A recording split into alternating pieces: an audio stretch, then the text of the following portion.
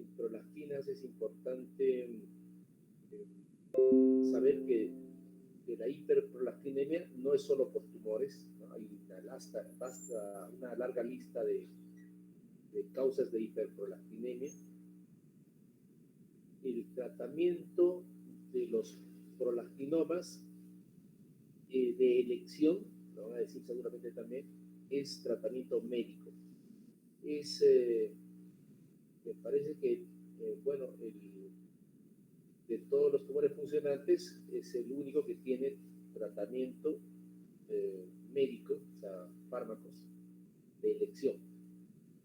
También se puede hacer cirugía, pero la cirugía tiene ciertas indicaciones, nada más, como hemos dicho en clases. O sea, cuando usted se encuentra en un prolactinoma, hay que indicar al paciente que puede tener tratamiento médico. Eso evita la cirugía.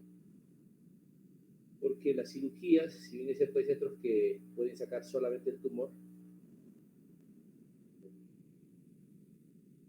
hay el gran riesgo de que se dañe la hipófisis. Recuerden que se está trabajando, los neurocirujanos trabajan sobre 1 centímetro de tejido, 1 centímetro cúbico de tejido, más o menos. Entonces hay gran riesgo de daño del tejido hipoficiario. Y si se daña el tejido hipoficiario, se dañan todas las hormonas que produce la hipófisis, ¿no? Incluida la función tiroidea, la función gonadal, que es importante, porque hay que recordar que estos pacientes son jóvenes, y si se afecta la condición, el eje gonadotropo, estos pacientes pueden quedar en infertilidad, ¿no? Ya, mucha introducción. El grupo de expósito, ya, pónganse, ¿están ahí? ¿No están? Sí, doctor, estoy presentándola. Un momento, por favor.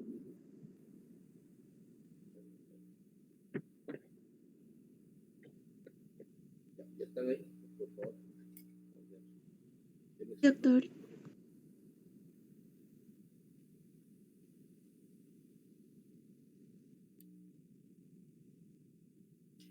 Creo que eran Mendieta y Mendívil, puede ser. O Meléndez Mendieta.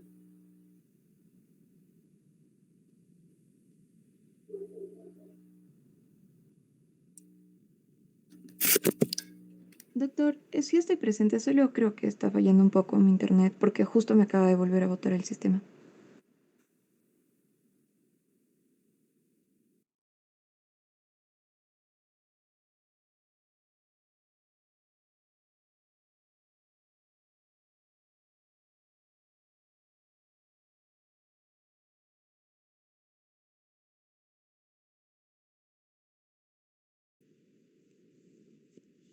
Ya, doctor, ¿podemos iniciar? Doctor, falta grabar la clase. Ya. Inicia grabación.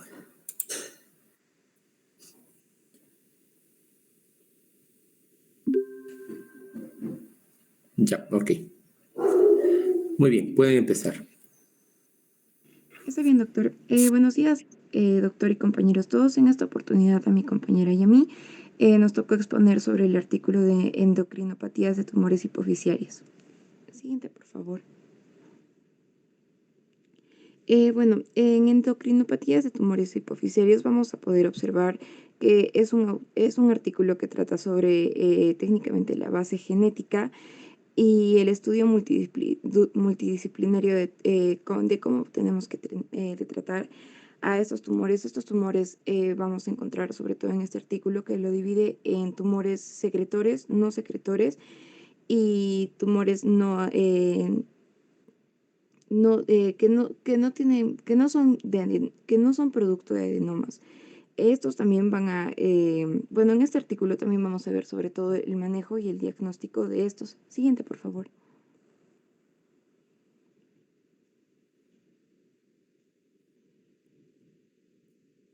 En la patogénesis de los adenomas hipoficiarios podemos ver de que estos van a surgir principalmente o se van a diferenciar de los diferentes linajes de las células pituitarias. Estos van a crear a los distintos adenomas. Estos van a estar principalmente acompañados de la hipersecreción hormonal autónoma que va a tener cada célula o cada linaje celular. Así es como surgen los síndromes hipersecretores.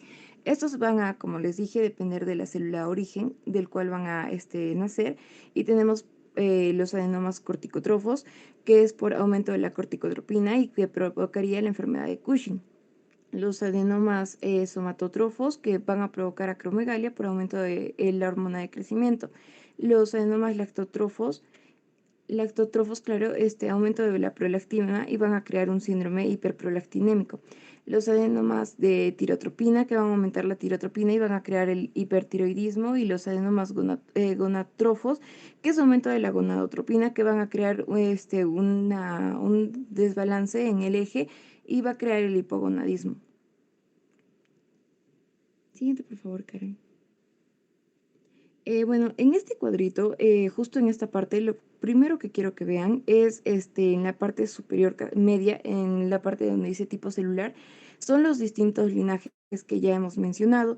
Está relacionado arriba, esto lo voy a explicar un poco más adelante, con adenomas, que van a estar los microadenomas, los macroadenomas y los adenomas que van a ser agresivos. Bueno, abajito también está la hormona que van a secretar según su linaje. Siguiente, por favor. Bueno, para que haya una desregulación en el ciclo celular hipoficiario, primero tiene que conducirse, debido a que la hormona hipotalámica permisiva y las señales proliferativas paracrinas van a conducir este ciclo a una desregulación. Esto se va a provocar por una aneuploidipia, una variación del número de copias cromosómicas, y lo que es la senescencia celular, que es técnicamente el primer paso de patogénesis para cualquier tipo de cáncer. Se han reconocido diferentes mutaciones, sin embargo, estas dos mutaciones son las más comunes, pero no pasan todo el tiempo. Es la mutación del GGNAS, que son los tumores secretores de hormona, que se ve implicado, o sea, demostrado de que está presente en tumores secretores de hormona de crecimiento no familiar. Y el gen USP8 está implicado en tumores secretores de corticotropina. La prevalencia de estos podemos observar de que los adenomas hipoficiarios tienen un aumento de 115 casos por 100.000 habitantes. Esto se debe de que esto se da en las últimas décadas, y se debe de que los adenomas hipoficiarios se están convirtiendo en un encuentro clínico por casualidad. Los prolactinomas han aumentado en 54 casos por 100.000 habitantes, y los adenomas no funcionantes, no se ve ahí, pero dice que han aumentado más o menos en 45 casos por 100.000 habitantes. También todos estos tres datos son en las últimas décadas. Siguiente, Carol, por favor. Para clasificarlos principalmente, como vimos en el cuadro que les mostré arriba, tenemos a los microadenomas, los macroadenomas, y en la siguiente diapositiva los adenomas que tienen tendencia agresiva. Los microadenomas van a ser menores a 10 milímetros de diámetro, y los macroadenomas van a tener un tamaño mayor a 10 milímetros por diámetro. Estos van a ser independientes. Los macroadenomas tienen la característica que son independientes de origen celular, y van a causar un daño significativo en estructuras vasculares y estructuras neurales. Por lo tal, como uno de los síntomas o manifestación clínica principal, vamos a tener a los defectos de campo de salud, de campo visual, que va a ser como hemianopsia bilateral, disminución de la agudeza visual y la cefalea. Estos van a ser principalmente las manifestaciones clínicas de un macroadenoma. El tratamiento para cualquiera de los tres tiene que ser individualizado. ¿Eso qué quiere decir? Que tiene que ser primero pasar por una evaluación inmunohistoquímica de hormonas, tiene que haber factores de transcripción hipoficiaria diferenciados específicos a cada célula, y tienen que realizarse estudios fenotípicos de imagen y bioquímicos claros para que el médico a cargo pueda realizar un estudio adecuado y así pueda tratar individualmente cada adenoma. Estas características que ya les mencioné van a técnicamente describirnos las características tumorales y los síndromes individualizados que va a tener cada persona. También se debe evaluar la masa hipoficiaria. La masa hipoficiaria la vamos a evaluar de acuerdo a la resonancia magnética, que es el examen más común, más usado y en el que vamos a poder establecer más características. Examen de campo visual para ver si es que hay algún, para ver la localización, por eso está la L, y para ver si es que hay algún signo o efecto de masa compresiva. Como podemos ver ahí también dice evaluación de masa compresiva y evaluación de hipersecreción hormonal. Esto va a darnos la característica de si es que el tumor es secretor o no secretor. Siguiente, por favor.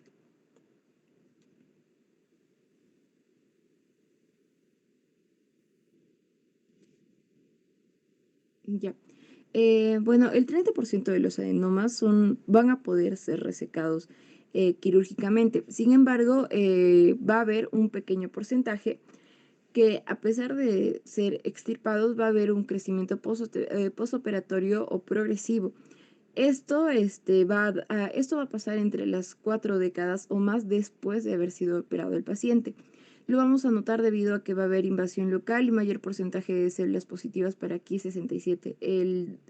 Se refiere al tumor actual. Si es que al evaluar el tumor actual podemos ver de que hay mucha más invasión local y hay mayor porcentaje de células positivas para Ki67, va a tener tendencia a ser persistente, progresivo, y aquí es donde les quiero hablar sobre el tercer tipo de adenoma en la clasificación, que son los invasivos de crecimiento invasivo o recurrentes. El 40-50% de los adenomas hipoficiarios van a tener una invasión importante en el seno cavernoso. Bueno, entonces la característica de estos tumores invasivos y recurrentes va a ser de que principalmente van a venir o van a derivar de los linajes de las células somatotrofas, corticotrofas, las células de Krupp. Las células de Krupp son células no neoplásicas CK20 positivas con un anillo hialino citoplásmico prominente que va a desplazar a los gránulos basófilos normales de la célula corticotropa. Es una variante de la célula corticotropa y del linaje de los lactotrofos. Si deriva de estas 4 linajes, va a tener una tendencia más grande a ser invasivo y ser recurrente. Los carcinomas hipoficiarios van a ser menos del 0.5% de los tumores hipoficiarios, y estos van a responder de manera inconsistente a la temozolomida, que bueno, la temozolomida es un fármaco que posteriormente mi compañera les va a explicar específicamente su uso y el tratamiento hacia dónde. Siguiente, por favor. Ya, después de haber hablado ya de la división, acá por ejemplo tenemos en este cuadro, en la primera parte, la pituitaria normal. Después tenemos lo que sería un microadenoma, que sería como lo naranjita que pueden ver al lado de la pituitaria, un macroadenoma y un adenoma agresivo que va a tener la tendencia de la localización y de invasión.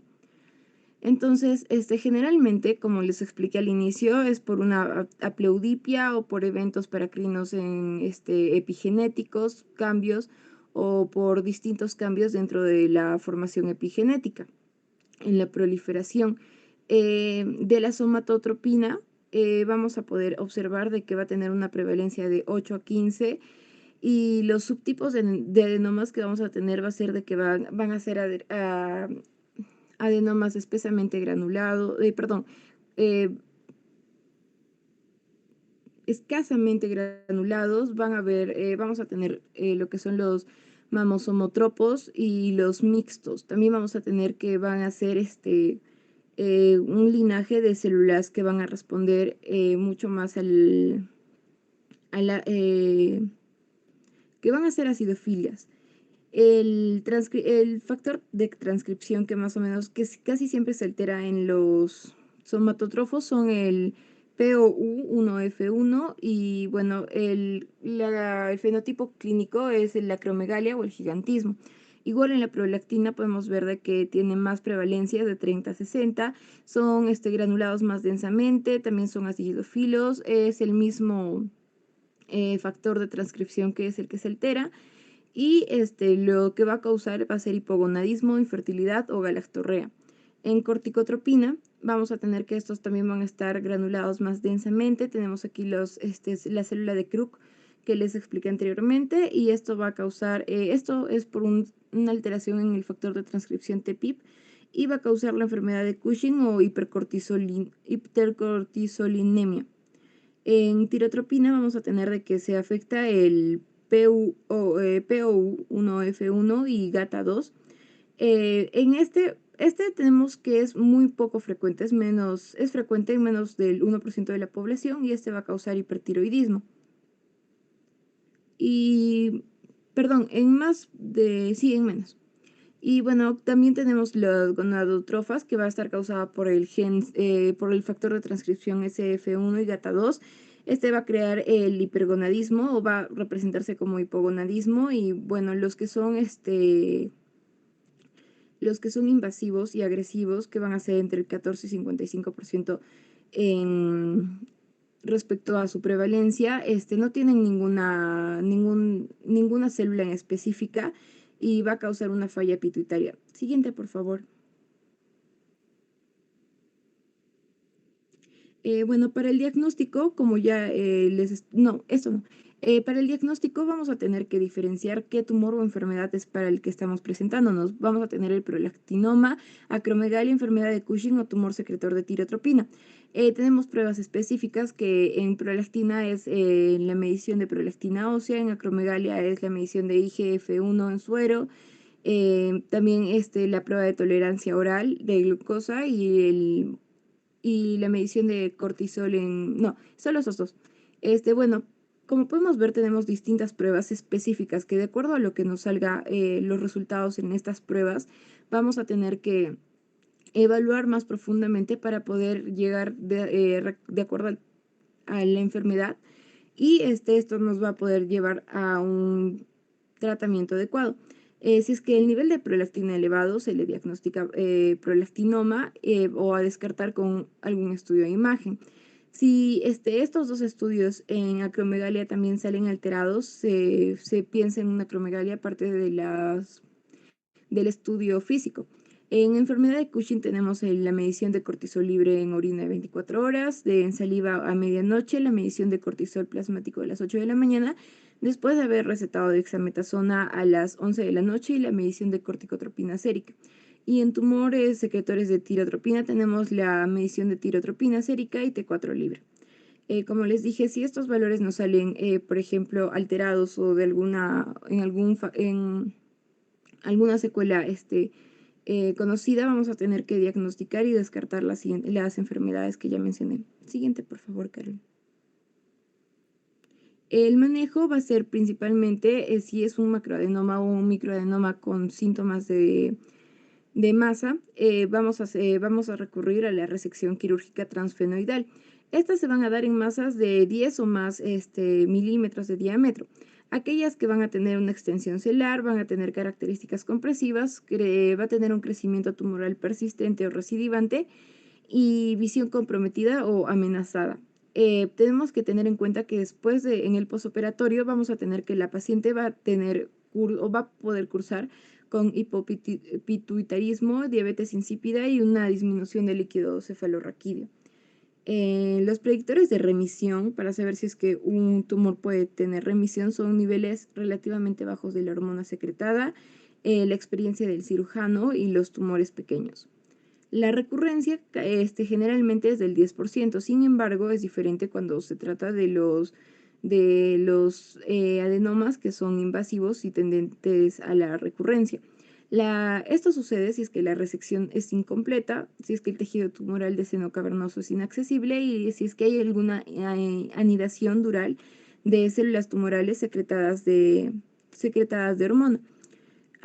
Tenemos también para el manejo, la irradiación y el tratamiento médico. En la irradiación tenemos de que los tumores, vamos a recurrir a estas si los tumores son resistentes al tratamiento médico, y si es que no pudieron ser controlados por la cirugía.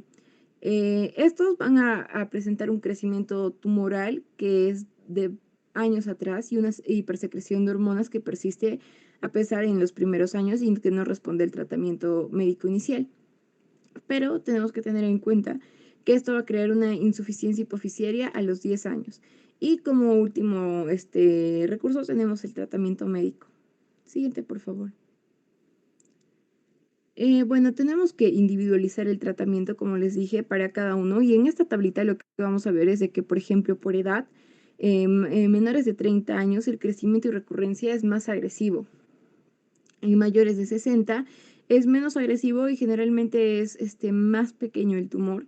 Generalmente es de hormona de crecimiento y si el tumor es más grande es un prolactinoma. Entre mujer y hombre, en mujer los microadenomas son generalmente prolactina y corticotropina. Y en hombres son más macroadenomas y los niveles de prolactina se encuentran aumentados. En los tumores tenemos que evaluar tamaño, cuál es el grado de invasión, la intensidad de ellos en las imágenes, o sea, cómo se pueden visualizar generalmente en una resonancia magnética. En las características histológicas, si es que los gránulos son densos o son escasos, y esto nos va a ayudar a ver más o menos de qué familia podría provenir y la expresión del receptor, o sea, genéticamente, cuál es el receptor que se ha habido alterado. Estudiando todo esto en un paciente vamos a poder obtener un enfoque individualizado para su manejo. Siguiente, por favor.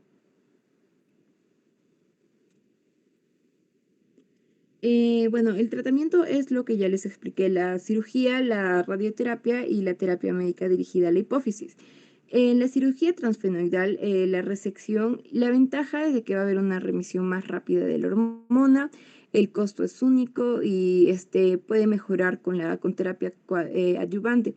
Sin embargo, tiene riesgo de tener diabetes insípida, anomalías electrolíticas, déficits neurológicos, alguna alteración en su líquido cefalorraquídeo, muerte por el anestésico, enfermedades cerebrovasculares o diabetes. En la radioterapia la ventaja es de que tiene resultados permanentes, también el costo es único, no se requiere un tratamiento a largo plazo y no tiene eventos adversos relacionados a fármacos, pero en las desventajas o en el riesgo tenemos el hipopituitarismo, las alteraciones visuales, un accidente cerebrovascular a pesar que es raro.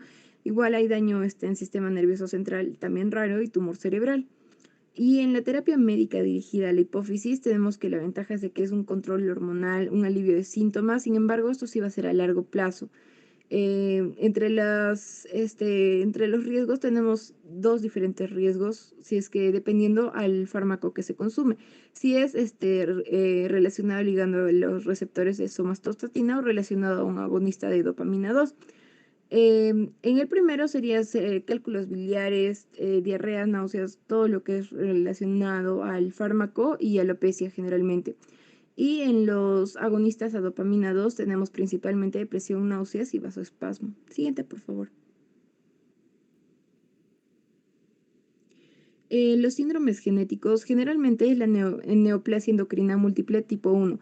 Esto se va a asociar mucho más a los adenomas hipoficiarios, tumores paratiroideos y tumores islotes pancreáticos. Y está menos asociado, pero también se encuentran los tumores carcinoides, tiroideos y suprarrenales. Después tenemos el síndrome de McCune-Albright. Este se va a caracterizar por displasia fibrosa polióstica, pigmentación cutánea, precocidad sexual, hipertiroidismo, hipercortisolismo, hiperprolactinemia y acromegalia. Y tenemos al síndrome de adenomas hipoficiarios familiares en las familias. Este se va a dar generalmente por la mutación de la línea germinal AIP. Y tenemos por último, el complejo de Carney, que va a incluir los adenomas hipoficiarios con mixomas cardíacos benignos, los schwannomas, los adenomas tiroideos y las manchas cutáneas pigmentadas. Siguiente, por favor, Carol. Para comenzar, los adenomas no secretores son lesiones, son masas celares no secretantes, no van a secretar ninguna hormona, van a estar dados por factores de transcripción específicos de células y son verdaderos adenomas de células nulas, no expresan ningún producto génico hormonal y estos, por lo tanto, no se van a ver elevados en sangre. Las características clínicas es se manifiesta como una compresión del quiasma que va a crear déficits visuales graduales a progresivos, una disminución de los niveles de gonadotrofinas y tal vez menos frecuente el hipogonadismo. El diagnóstico se va a dar debido a que son, bueno, estos van a estar desapercibidos durante años, pero van a provocar un efecto de masa local que va a estar progresivo, hipogonadismo y generalmente se encuentran de manera incidental. Siguiente, por favor.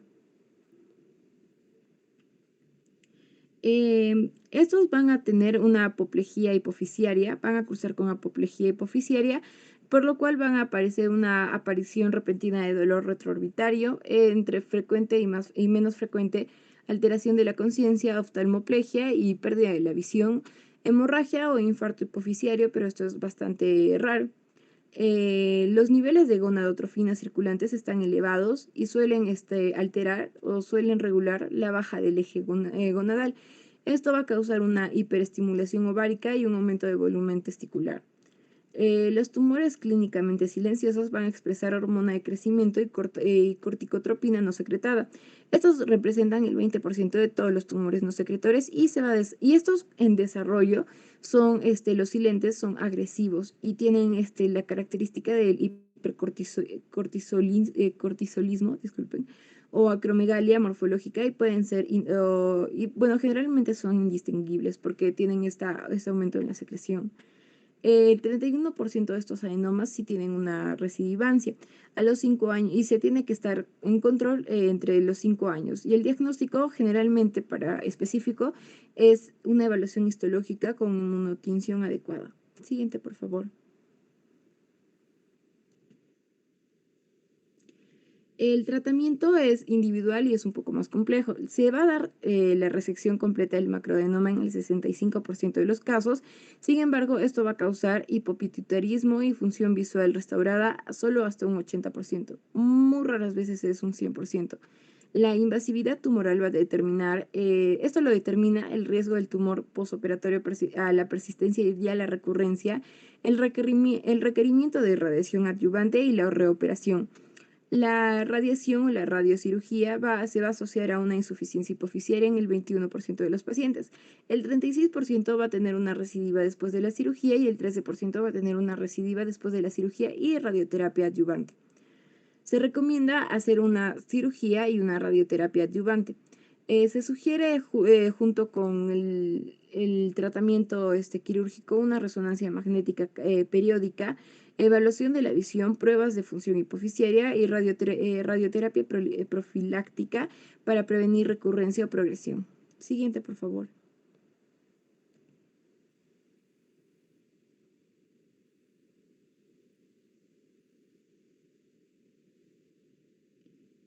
Claro, el siguiente, por favor.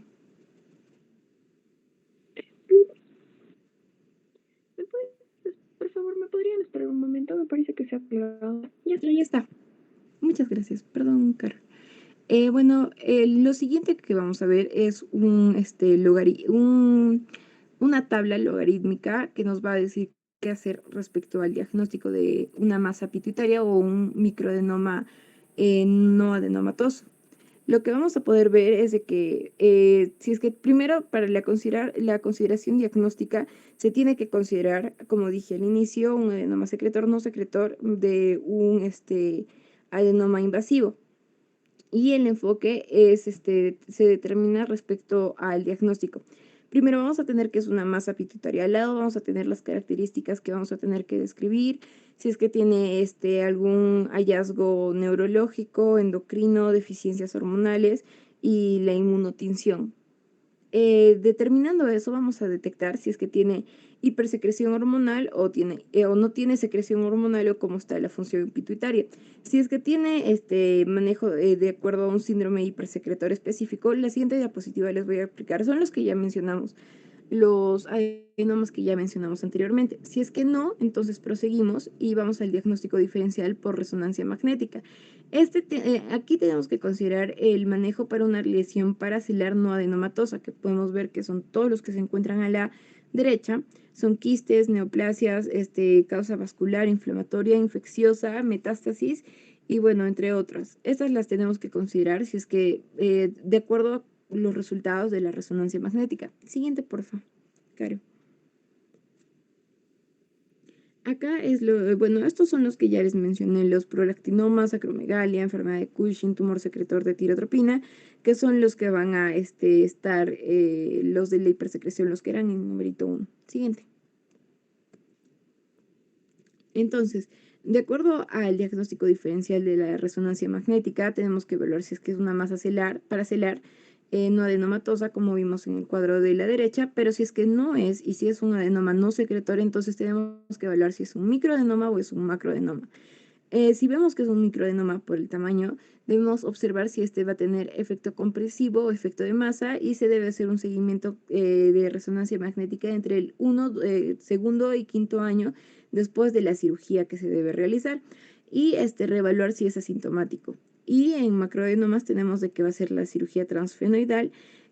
Puede, de acuerdo a consideraciones en determinadas circunstancias, puede seguir solo la observación para controlar el efecto de masa, pero generalmente lo que se debe hacer es de que después de la cirugía transfenoidal es realizar una resonancia magnética anualmente para poder controlar la persistencia y recurrencia, pruebas de reserva pituitaria cada 6 meses durante 2 años y un reemplazo hormonal según sea requerido. Siguiente, por favor.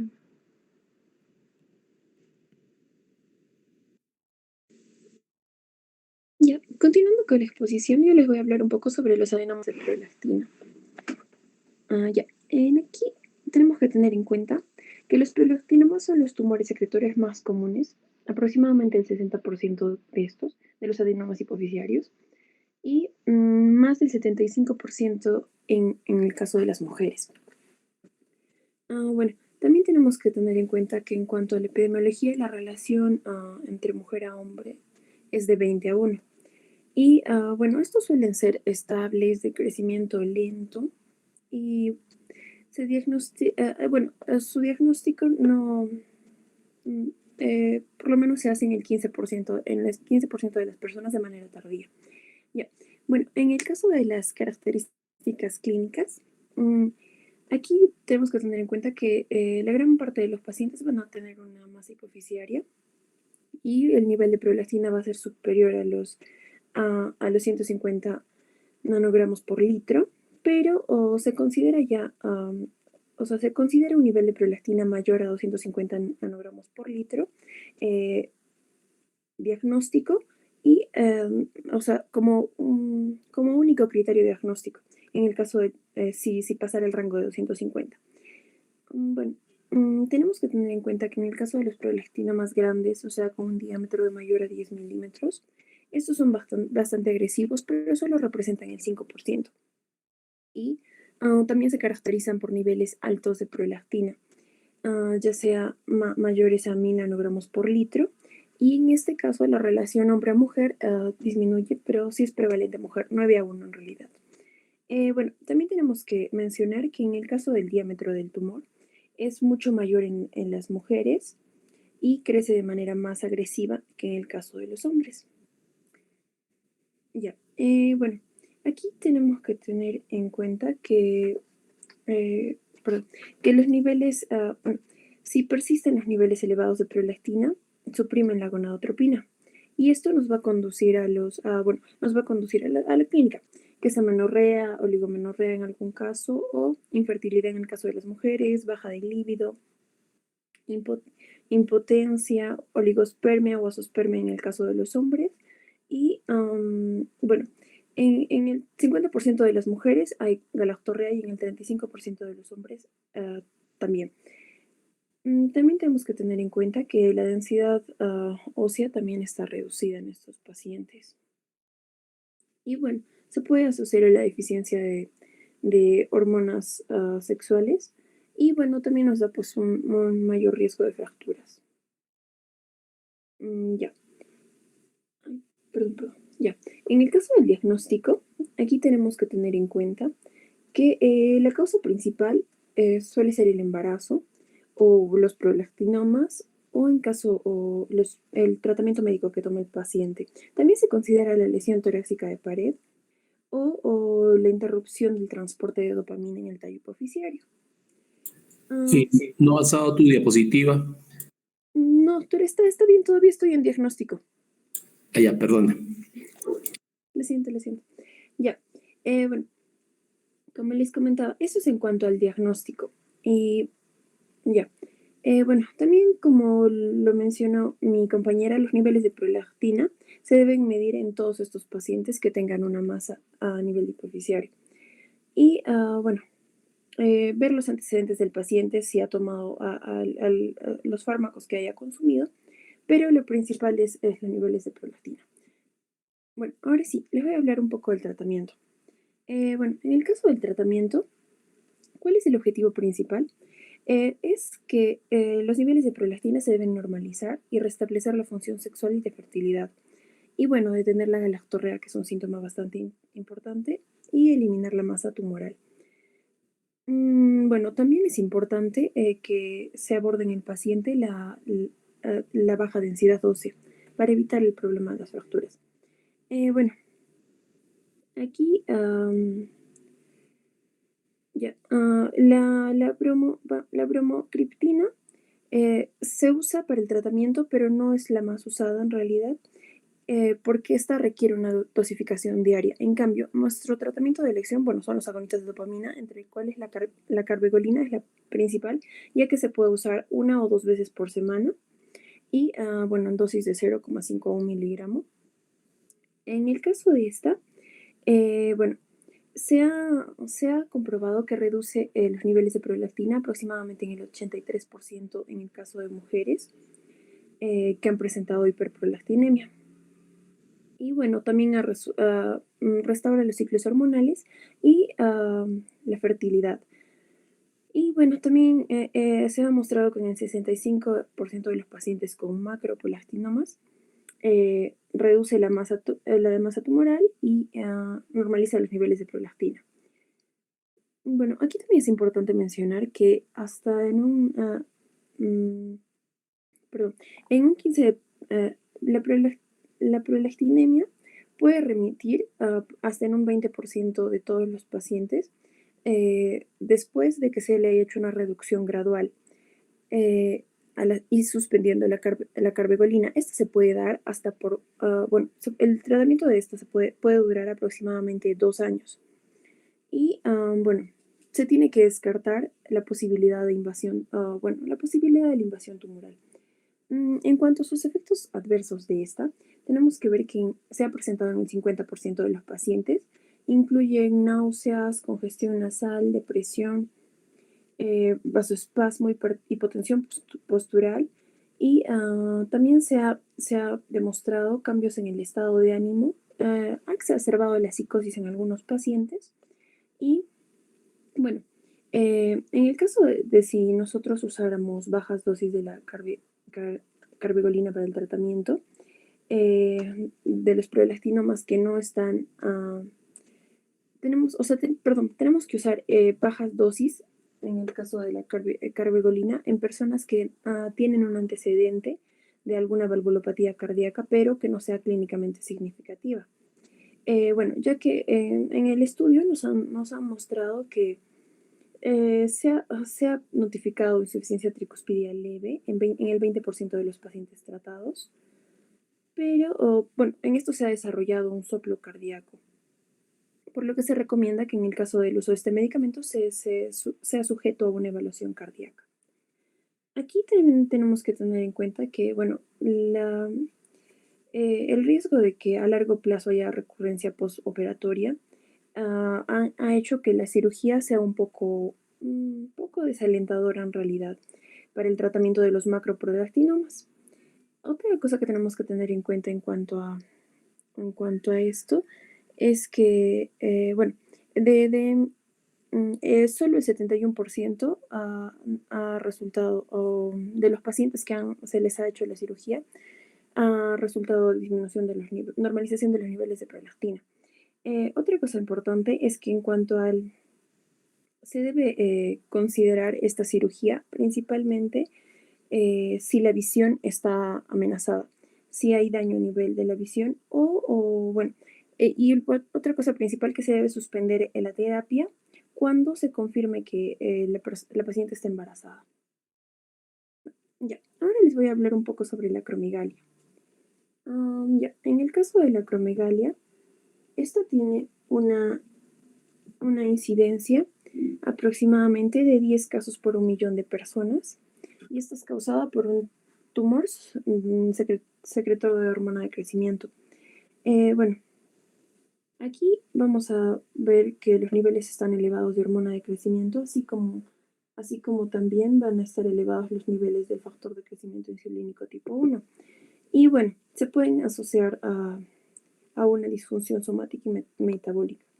Aquí tenemos que tener en cuenta que, bueno, ya, en el caso de esta enfermedad en el caso de los jóvenes se puede caracterizar de manera por un crecimiento agresivo o una enfermedad florida. Esto es en el subtipo de granulomas escamosos.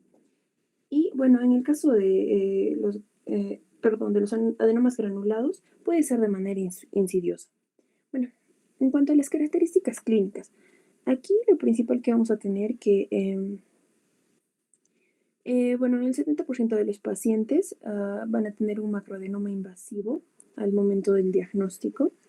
Y bueno, la clínica que va a estar al momento de mayormente va a iniciar con el dolor de cabeza, cambios en los tejidos blandos sacrales. Y bueno, lo importante que tenemos que saber es que el diagnóstico de esta enfermedad puede retrasarse hasta 10 años desde el inicio de estos síntomas, que son un poco vagos. Pero bueno, lo principal del paciente es que él al principio va a acudir a otros especialistas, ya sea ortopedia, dental, reumatología, porque, bueno, no lo va, las características principales que se van a ver, bueno, por ejemplo, se va a ver las características, la apariencia facial alterada. Es decir, las personas se van a fijar más en el caso de que su zapato, o el tamaño del zapato es muy grande, o el anillo que necesitan es muy grande, que la voz se ha vuelto más grave, un síndrome de túnel carpiano también, hiperhidrosis, la protuberancia frontal del cráneo, y la piel se vuelve áspera y grasa. Bueno, también en el caso del odontológico hay separación de los incisivos y maloclusión de la mandíbula, por lo que hay apnea obstructiva del sueño y ronquidos excesivos. Bueno, se informa que también en los pacientes hay un 70% artropatía, por lo que los pacientes también presentan dolores articulares. Bueno, también tenemos que tener en cuenta que también hay cifosis dorsal y fracturas vertebrales que se puede presentar en estos. En cuanto a cardiovascularmente hablando, en estos pacientes vamos a encontrar hipertensión, arritmias y disfunción del ventrículo izquierdo. Bueno, aquí tenemos que tener en cuenta que se ha detectado pólipos colónicos en un 32% en el estudio en 165 pacientes. Bueno, también se ha visto que hay una incidencia de cáncer. Si bien es cierto, es un porcentaje de 1,5, pero se ha logrado ver que es más con el cáncer colorectal, renal y tiroideo. Pero también otros estudios no han demostrado mucha incidencia en pero como les dije, es un 1,5%. Bueno, se ha demostrado, sí, que a 20 años hay una tasa de mortalidad más alta en pacientes con acromegalia. Y bueno, en realidad la tasa de mortalidad se asocia a los trastornos cardiovasculares, respiratorios y cerebrovasculares, bueno, y al cáncer que han presentado los pacientes. Y bueno, lo que se tiene que, bueno, la causa más común de muerte, se vio que hay niveles elevados de la hormona de crecimiento, así como del factor de crecimiento insulínico tipo 1, y también a la persistencia de diabetes, hipertensión y la vejez en algunos casos. Ya, ahora les voy a hablar un poco sobre el diagnóstico. Bueno, en cuanto a los niveles del factor de crecimiento insulínico tipo 1, van a estar bastante elevados para la edad de nuestro paciente. Por eso es que es la primera que se dosa.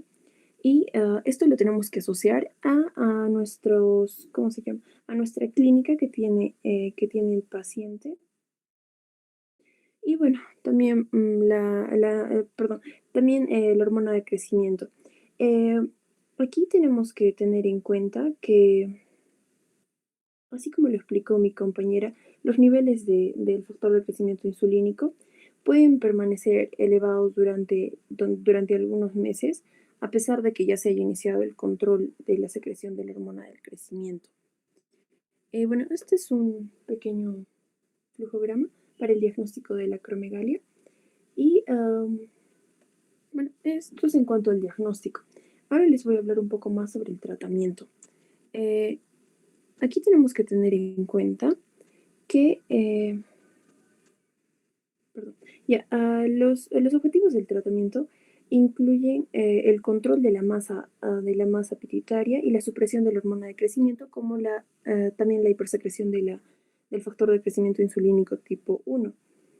Aquí tenemos que ver que, bueno, en este caso, el tratamiento de elección es la resección quirúrgica.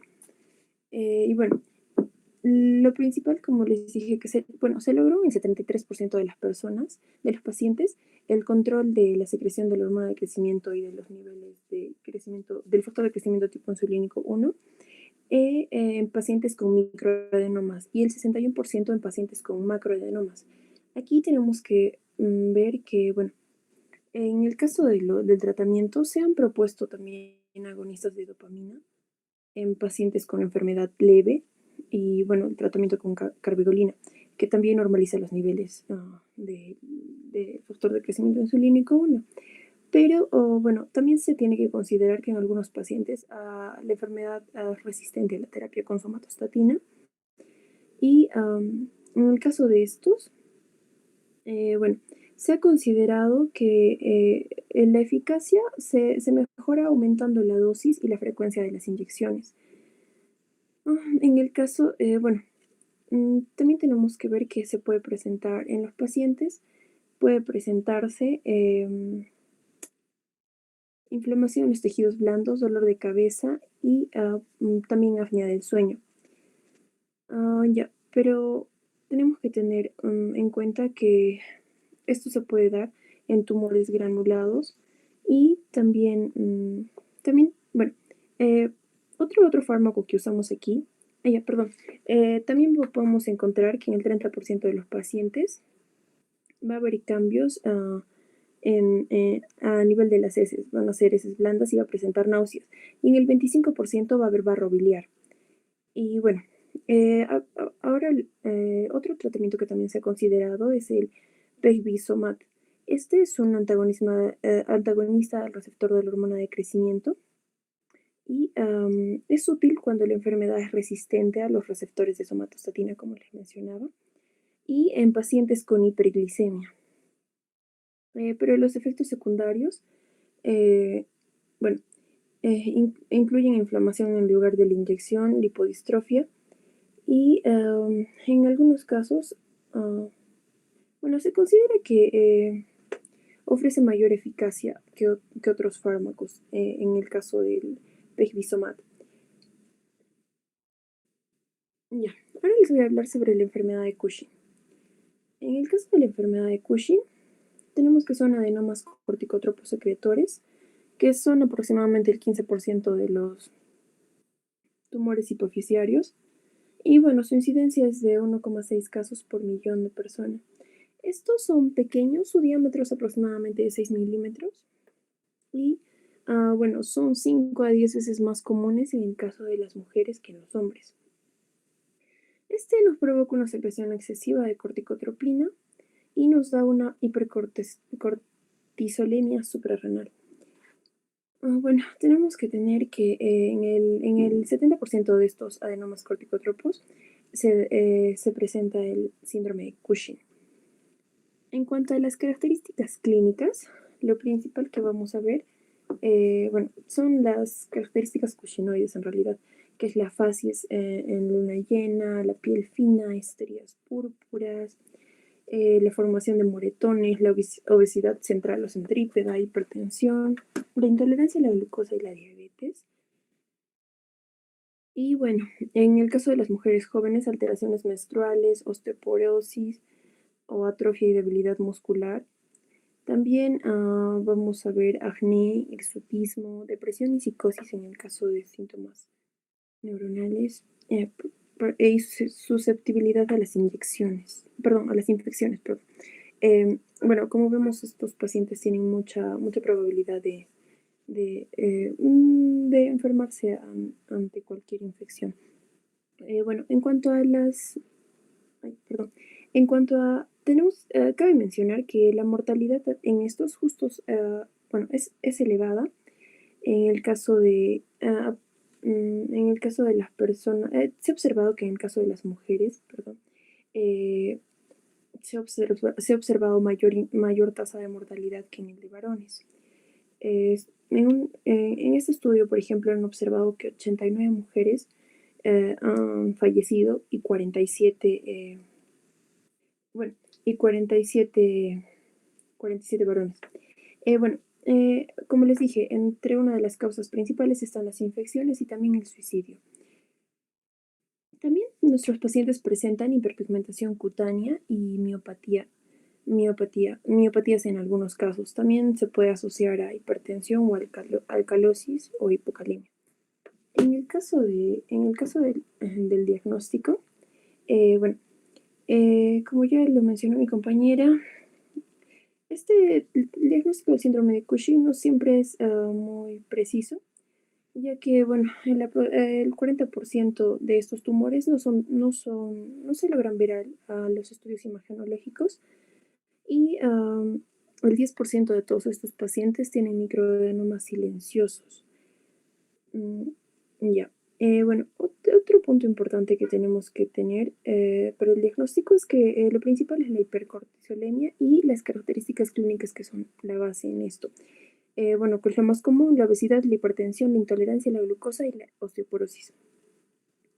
En el caso del cortisol, se tiene que evidenciar la falla de la supresión del cortisol plasmático por debajo de 1,8 microgramos por decilitro. Esto se hace después de la administración de dexametasona, de 1 miligramo de dexametasona aproximadamente a las 11 p.m. Y se mide a las 8 de la mañana. También se pueden medir los niveles de cortisol libre en orina de 24 horas o cortisol en saliva a medianoche. En cuanto al tratamiento, se recomienda la adenectomía transfenoidal, que es el tratamiento de elección en este. Este nos ha dado una remisión de un 75%, pero también hay una recidiva del 10%, en 10% de los pacientes.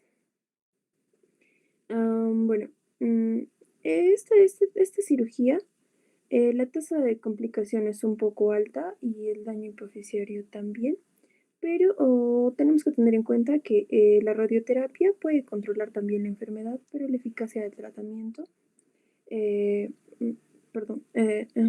el caso del tratamiento, a largo plazo, en el 30% de los pacientes hay una recaída si solo se usa radioterapia. En el caso de la adrenalectomía, nos va a revertir inmediatamente el hipercortisolismo, pero el reemplazo de las hormonas suprarrenales es bastante complejo y nos lleva a riesgos así como el síndrome de Nelson, entre otros. Y en este caso se adopta otro tipo de tratamientos. Se considera que también el paciente tiene que tomar ketoconazol o imidazol, que también nos van a dar, van a normalizar el cortisol libre en un 50% de los pacientes, pero nos van a dar efectos secundarios así como náuseas, dolor de cabeza, nivel bajo de testosterona. Eso es en cuanto a este. En el caso de la metirapona, también controla los niveles de cortisol libre en el 50% de los pacientes, pero puede causar acné, hirsutismo, hipertensión o hipopotasemia. En cambio, el mitotano Se usa principalmente en el caso de carcinoma suprarrenal. En el caso de la mifepristona, esta está aprobada para el tratamiento en el caso de hiperglucemia que esté asociada al síndrome de Cushing en pacientes en los que ya hayan hecho una cirugía y haya fracasado o en candidatos que no hayan podido acceder a esta. Ya, bueno, en el caso de la pasireitidina, esta normaliza el cortisol libre en aproximadamente el 40% de los pacientes. Bueno, en pacientes con enfermedad leve y mejora las características clínicas también en los pacientes que han desarrollado hipoglicemia. Bueno, y por último, los tumores secretorios de tirotropina. Estos suelen representar el 1% y bueno, conducen. Vamos a tener en cuenta que tienen niveles elevados de tirotropina. Y bueno, en cuanto a los niveles de hormonas tiroideas, pueden ser normales o también pueden estar elevados. En el caso de los tumores secretorios de tirotropina, el tratamiento va a ser resección o tratamiento hormonal de acuerdo a cada paciente, pero suele ser más principal la resección. Eso sería todo, doctor. Ok, gracias. Preguntas para los expositores. Gabriela, ¿qué es un incidentaloma hipofisiario? Doctor, es un hallazgo incidental de un tumor hipofisiario a través de una prueba diagnóstica por imágenes, por ejemplo. La más común es la resonancia magnética. Perfecto. ¿Qué es un tumor no funcionante? Doctor, un tumor no funcionante es el que no va a producir o secretar ningún tipo de hormona que no va a alterar el eje hipofisiario. ¿Cómo se manifiesta? Generalmente se manifiesta por efectos de masa o, como lo expliqué anteriormente, por efectos neurales o de visión. ¿Puede causar hipogonadismo, dijiste? Las células, los tumores Sí. gonadotropos pueden causar hipogonadismo, ¿cómo sería? Sí, doctor. Lo que pasa es de que no van a secretar hormonas reguladoras, lo cual no va a continuar lo que es el eje gonadal cíclico o el eje gonadal fisiológico normal, por lo cual va a causar el hipogonadismo. O sea, lo normal sería que secrete y la secreción haría de que las gónadas pudieran tener su crecimiento y su desarrollo adecuado. Sin embargo, la falta de crecimiento, la falta de secreción de hormonas va a causar el hipogonadismo. Pero tú has dicho que esos son tumores no funcionantes, pero se supone que el resto de la hipófisis funciona normal, solo el tumor es no funcionante, por tanto, ¿cómo causarían hipogonadismo? Hay que considerar siempre que el tumor es un tejido adicional al tejido hipofisiario, o sea, toda la hipófisis funciona normal. Entonces sale un tumor que no funciona, perdón, que has dicho que es los tumores productores de gonadotropina, ¿cómo darían hipogonadismo? No habría eso, creo que hay una confusión ahí en la definición. Ya, porque primero que los tumores gonadotropos son raros, casi no existen, ¿ya? Porque darían pues un problema de exceso de función de gonadotropinas, ¿no? Pero en la práctica no se ven estos tumores. Se ve que las células, muchos tumores no funcionantes tienen células gonadotropas, pero no causan ninguna alteración, salvo el tumor sea muy grande y cause pues disfunción de toda la hipófisis. ¿Ya? Otra pregunta, has dicho, no sé si Gabriela o Carol, ha dicho que los prolactinomas, los macroprolactinomas son más frecuentes en varones. Carol, creo. Sí, Carol. sí, yo, doctor. Bueno, no, me refería, bueno, espéreme, es que lo mencioné de que en el caso de los macroprolactinomas, perdón, suele ser más en mujeres, pero o 9-1, o sea, disminuye la tasa de 20-1 en el caso de los macroprolactinomas. A ver, ¿está claro eso o no? A ver, primero, los Los prolactinomas en general son más frecuentes en varones o en mujeres. En mujeres. Perfecto, correcto. Los macroprolactinomas son más frecuentes en varones o en mujeres. En mujeres, doctor.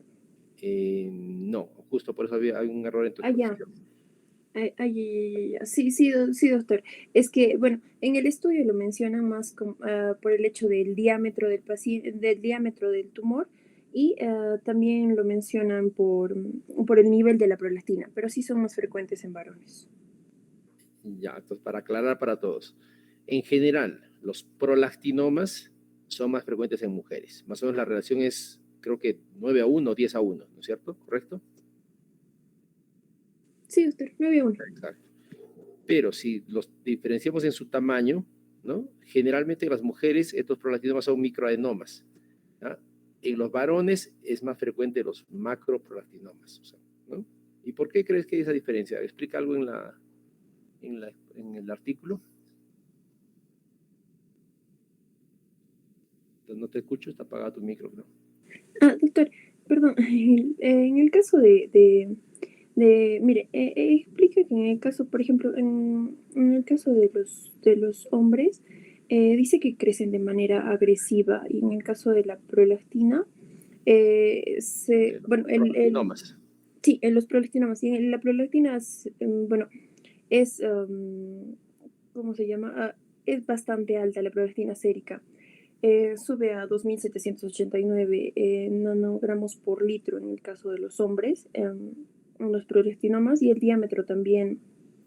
Un diámetro, por ejemplo, es de 26 milímetros frente a 10 en el caso de las mujeres. Hay un promedio, ¿no? Ya. Ujú. Ya, correcto. Preguntas para todos, ¿ya? En el chat. En el chat. Van a responder, es parte de su participación. Les voy a dejar examen, pero esto también suma o resta puntos a ver. ¿Cuál es el tratamiento de los tumores no funcionantes? A ver, escriban, por favor. Tratamiento de los tumores no funcionantes. Hay que recordar que se dividen básicamente en funcionantes y no funcionantes. ¿Cuáles son los funcionantes para recordarles, Gabriela? Los tumores funcionantes. Los tumores ¿Qué de patología van a dar? hipersecreción, doctor. ¿Qué patología Los van a dar? síndromes hipersecretores, doctor, ¿Cuál? que van a ser los adenomas corticotrofos, que van a aumentar, bueno, entre las enfermedades va a ser la enfermedad de Cushing, acromegalia, hiperprolactinemia, hipertiroidismo, Exacto. hipogonadismo. Hipogonadismo ya hemos aclarado que no. Ah, sí, sí. Ajá, eso le Entonces, quería preguntar, son doctor. los... Perdón, en el artículo dice, no sé si tal vez yo lo traduje un poquito Sí, mal, capaz hay un problema de pero traducción.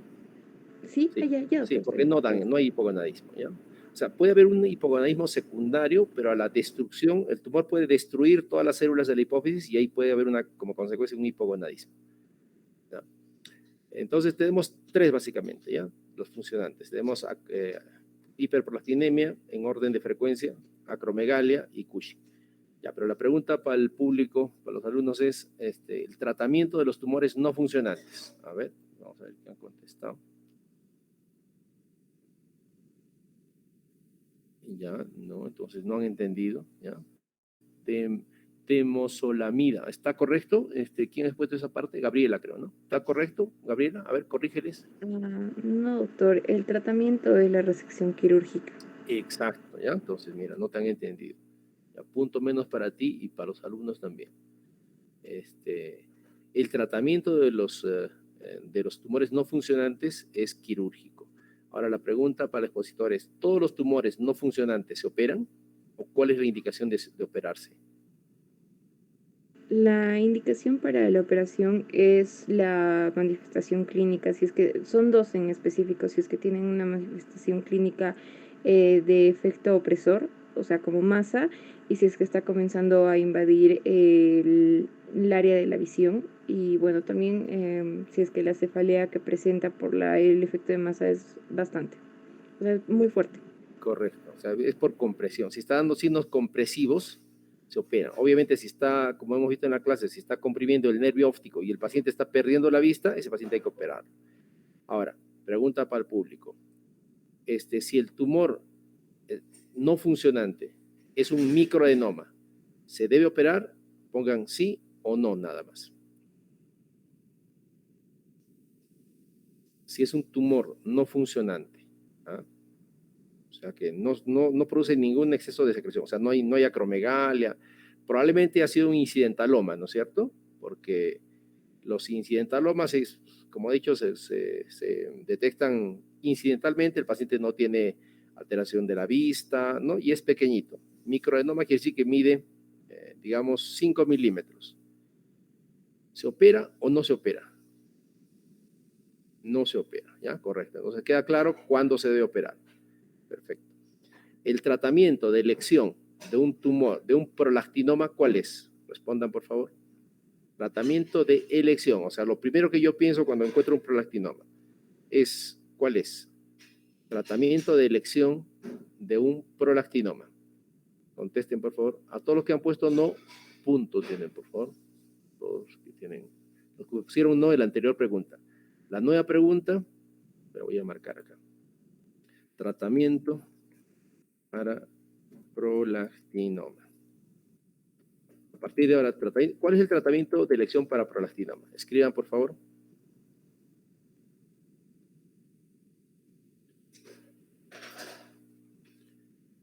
Ya, perfecto, muy bien. Ya, a ver, ahora que nos explique, ¿correcto o no correcto? Carol, creo que has hecho esa parte. Sí, sí, doctor, sí está bien. O sea, el tratamiento de elección en el caso de estos son los agonistas de dopamina, pero el de elección exactamente que más se usa justo por el rango Sí. de los días para usar es la carbigolina. Sí, antes se usaba la bromocriptina, ¿ya? Pero tiene muchos efectos adversos. Se usaba diario, entonces daban un poco de náuseas, dolor de cabeza. Entonces, la cabergolina tiene la ventaja de que se usa semanal. ¿Y qué significa que es un análogo de dopamina? ¿Qué significa esa palabra agonista? No, en realidad no es agonista, es análogo de dopamina. Ay, doctor, debe ser, perdón, ¿Qué habrá significa sido un problema de la traducción. agonista? Espérate. No, también está bien, agonista también. Sí, sí, correcto. ¿Qué significa que será un agonista o un análogo de dopamina? Es lo mismo. Bueno, doctor, se refiere en el caso de los receptores de dopamina.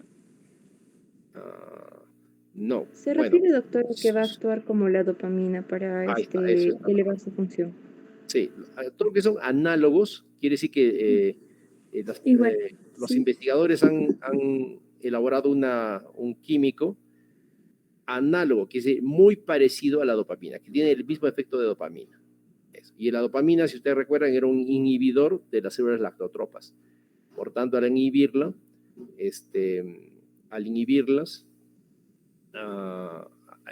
hace un efecto de inhibición de los tumores también, ¿no? A la expositora, ¿cuánto tiempo se da de tratamiento? Porque es un tumor, ¿no? ¿Esto desaparece el tumor, Carol? Este Doctor, tratamiento. en el caso del tratamiento, en el artículo nos menciona de que si el tumor no desaparece o va desapareciendo de manera lenta, el tratamiento con carbolina se puede dar hasta 2 años, pero se tiene que retirar de manera leve y se tiene que hacer evaluación, o sea, se tiene que hacer evaluaciones constantes, pero el tiempo es aproximadamente de 2 años. Ya, ¿desaparece el tumor? Bueno, no, el artículo no lo menciona como desaparece, pero sí que se suprime. Por tanto, no lo desaparece. ¿Lo Ujú. inactiva? Sí, doctor. Sí, lo inactiva. No desaparece el tumor, lo inactiva. Incluso hay unos porcentajes ahí, que no sé si lo pusiste, no lo vi, que te Oh, pedí que lo pusieras. Se llama porcentajes de éxito del tratamiento, o sea, de que funciona. Hay un grupo de pacientes donde no funciona, por si acaso. sí, sí, sí, doctor. Y en el caso de los porcentajes de este, bueno, en el 65% funciona. Y bueno, puede remitir, como le dije, en el 20% es en el porcentaje de los cuales los pacientes no remite o la remisión es gradual y en los cuales hay que ver la dosis así, poco a poco, hasta 2 años. 65%, creo que ese es el número. O sea, Ujú. 65% funciona. Ajá, funciona. Y 20% hay que reducir la dosis gradual hasta 2 años. Ujú. No, pues, si no funciona, Ya. Claro, no, claro. ¿qué se No, hace? solo, ajá, ¿Qué hace si no solo, funciona? sí, hay que continuar el tratamiento. Solo en el estudio lo mencionó que solo en el 20% de los pacientes hicieron esa reducción a 2 años. Ya, para el público. ¿Cuándo se indica cirugía en un prolactinoma? O sea, ¿se indica o nunca se indica cirugía? A ver, Eh, contesten eh, el grupo. No, el ahí yo. examen. ¿Cuándo se indica cirugía en un prolactinoma? Contesten, por favor. El público en general. Digo, los alumnos. O no se indica. Nada. 0 puntos para todos. Ya, menos 1 punto para todos. ¿Cuándo se indica cirugía? A ver, explícales, Carol, ¿cuándo se indica cirugía? Doctor, ya en el caso de la cirugía, se le indica a los pacientes en los cuales no hay una reducción adecuada del tumor y hay una resistencia al tratamiento. En ellos es en los que se indica la cirugía o también se puede hacer radioterapia, pero bueno, ese sería. Ya, ese es uno. ¿Se puede indicar cirugía como primera elección en algunos pacientes? Sí, doctor, se indicaría en el caso de los pacientes cuando hay amenaza de pérdida de la visión. En ellos se Exacto, indica como primer sí. Muy bien, tratamiento. Gypsy. Valia. Sí, cuando el tumor es muy grande se puede indicar y ya está perdiendo la vista el paciente, se puede indicar. Sin embargo, se ha visto esto, no es, bueno, se puede intentar todavía un tratamiento farmacológico, ¿no? O sea, pero a veces cuando ya está, hay centros en Estados Unidos que te dice que te aseguran que no te van a dañar la hipófisis. ¿Ah? Hay un centro. Muy bien. Muy bien. Entonces, voy a terminar la clase rápidamente porque, bueno, ya se ha discutido varias cosas. Estábamos en justo prolactina. En prolactina hay que recordar lo que les dije al inicio, que antes de llegar al diagnóstico de prolactinoma hay que buscar otras causas, ¿eh? Bastantes. Justo acá está la indicación de lo que les preguntaba. Perdón, no estoy compartiendo, lo voy a compartir.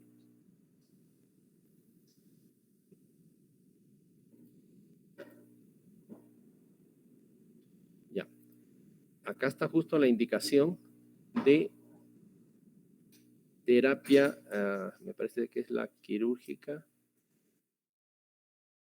hiperprolastinemia, ¿no? Ya, acá está. Indicaciones de cirugía en pacientes con prolactinoma. Apoplejía.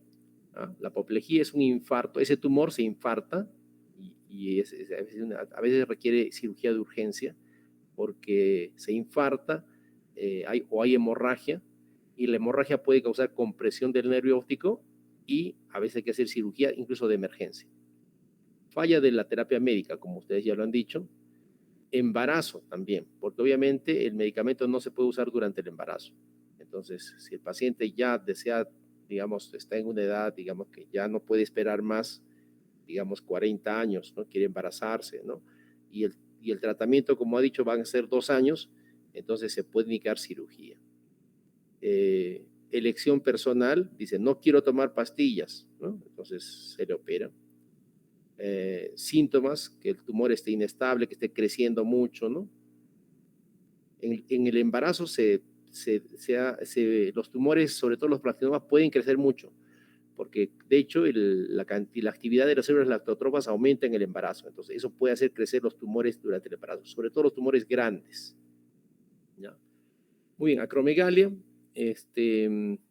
ya hablaron sus compañeros de la parte de semiológica, ¿no? Que también es una repetición porque lo han hecho también en semiología. Un poco de historia, las características. En este caso, a diferencia de los prolactinomas que hemos comentado, es igual en varones y en mujeres. Creo que también me preguntaron eso en la última clase. La prevalencia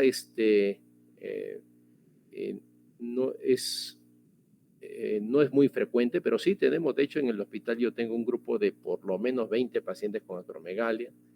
La edad, fíjense, demoran en buscar atención médica porque estos cambios a veces no se notan. Entre 4 a 10 años para que vengan al médico y el médico haga el diagnóstico. La causa, como hemos visto, es principalmente tumores hipoficiarios. Perdón, voy a marcarlo con puntero láser. Tumores hipoficiarios, la principal causa, la más frecuente, pero también hay tumores extrapituitarios, ¿ya? Que pueden localizarse en el pulmón, etc. Es raro, pero hay. También pueden provocarse tumores en el hipotálamo, ¿ah? Pero la principal es hipoficiaria.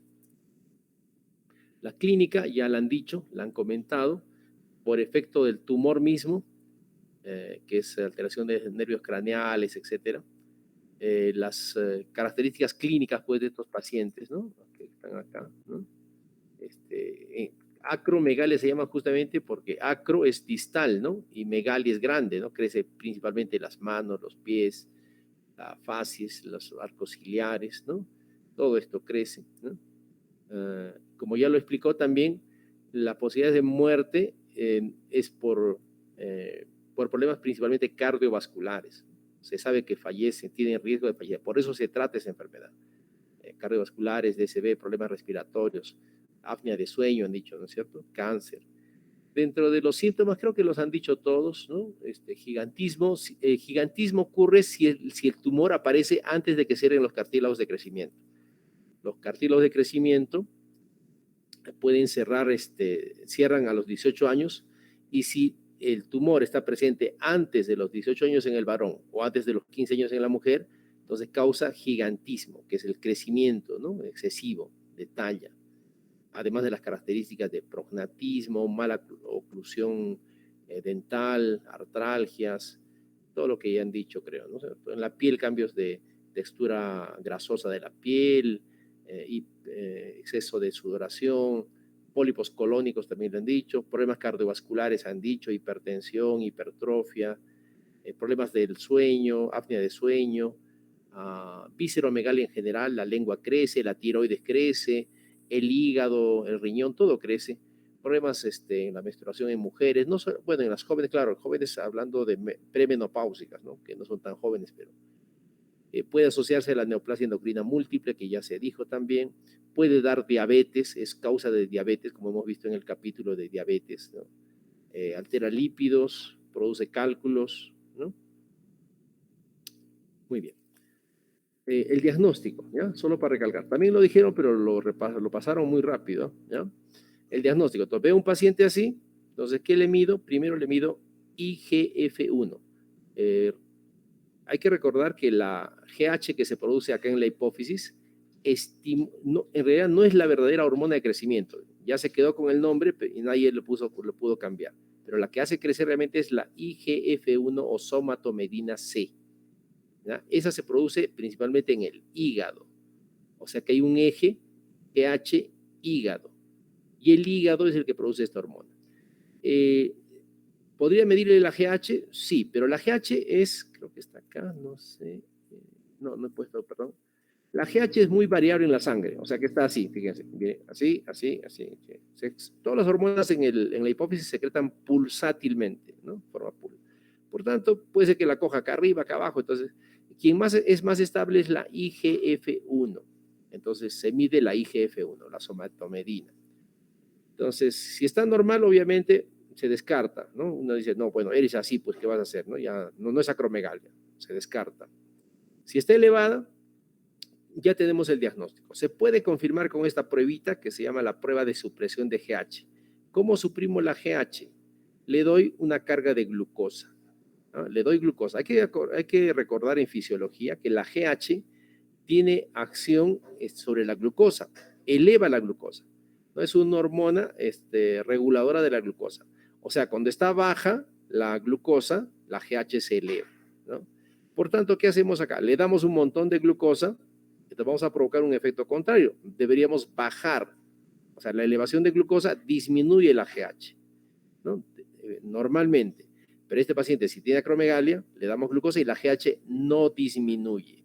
¿Ah? O sea, hay una inadecuada supresión de la GH. O sea, no se suprime la GH. ¿Sí? Eso confirma el diagnóstico, ¿no?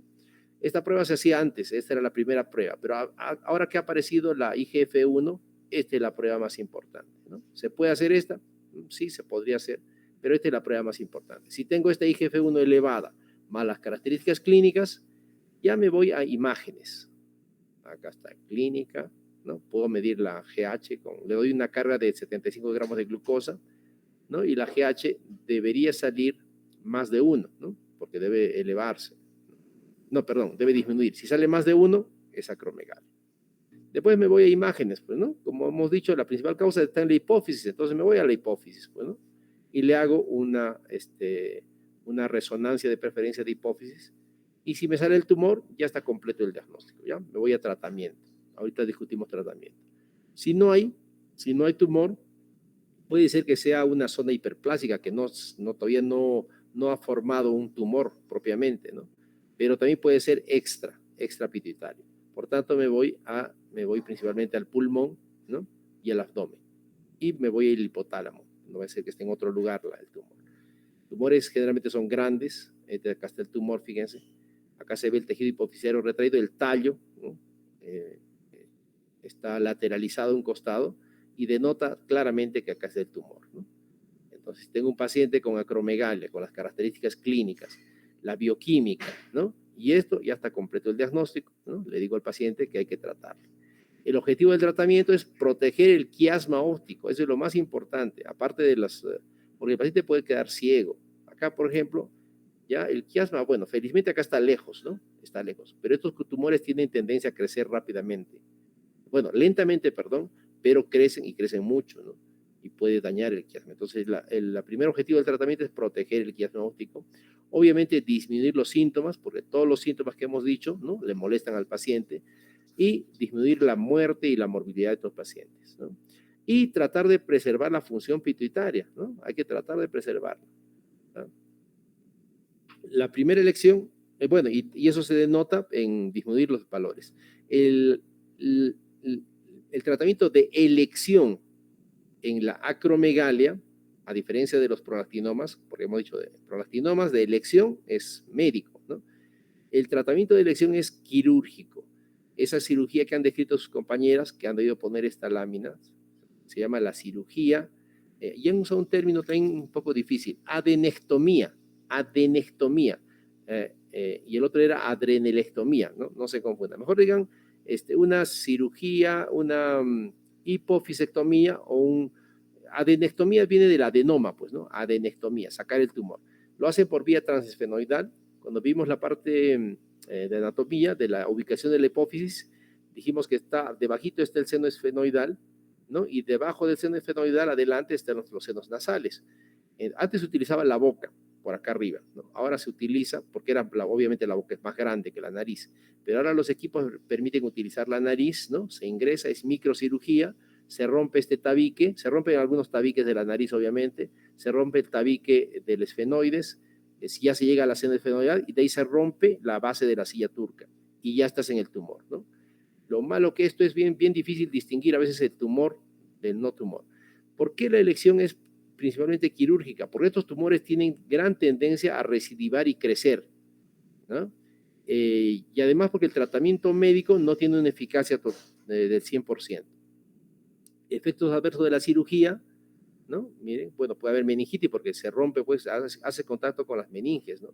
Incluso puede haber pérdida de líquido cefalorraquídeo. El paciente piensa que el moco está aguado, en realidad puede ser líquido cefalorraquídeo. Obviamente después de la operación les ponen un tapón a estos pacientes. Puede dañarse la pituitaria, porque imagínense acá, ¿no? Acá, por ejemplo, este será el tumor, la pituitaria debe estar por acá, pero a veces al sacar el tumor se saca el tejido normal. Entonces, una consecuencia va a ser el hipopituitarismo postquirúrgico. Puede haber daño también incluso de la zona hipotalámica, del tallo, ¿no? Y dar diabetes insípida, complicaciones nasales, ¿no? Criterios de cura, ¿no? Obviamente que el paciente esté clínicamente mejor y al medirle la IGF-1 se debe normalizar. Le puedo hacer también el test de tolerancia y la hormona de crecimiento debe estar menos de 1 para decir que el paciente está curado, ¿no? El éxito de la cirugía depende mucho si es micro o macro. Obviamente, si es micro, tiene una mejor probabilidad de cura, porque el tumor es pequeño. Si es macro, siempre hay la posibilidad de que queden residuos del tejido tumoral. No, mire, existe en realidad, mira, acá es 20% que no cura, y acá es 50% que no cura. O sea, en promedio, más o menos estamos hablando de un 60-70% de pacientes que no se curan con la cirugía. Pero hemos hecho bastante ya porque hemos hecho que ya no esté el tumor y obviamente hemos protegido, como dice acá.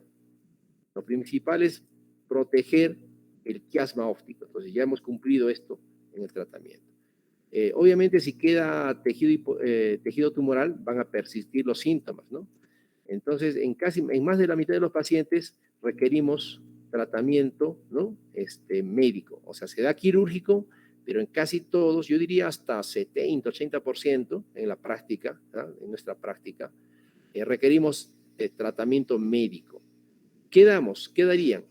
Acá damos análogos de somatostatina. Ya les dije cómo son los análogos. Moléculas parecidas, en este caso, a la somatostatina, ¿no? Se pueden también dar análogos, acá está, agonistas o análogos de la dopamina también. Se ha visto que tienen efecto.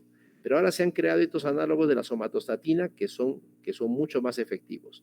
Dentro de ellos son los que ha descrito vuestra compañera, la osteotride, ¿no? Y en lanreotide. Tenemos estos medicamentos, actualmente los usamos, por ejemplo, en el seguro, ¿no? Se utilizan, acá están, osteotride, lanreotide, ¿no? Tenemos el osteotride en el seguro, lo usamos, es una ampollita que hay por vía subcutánea y por vía intramuscular.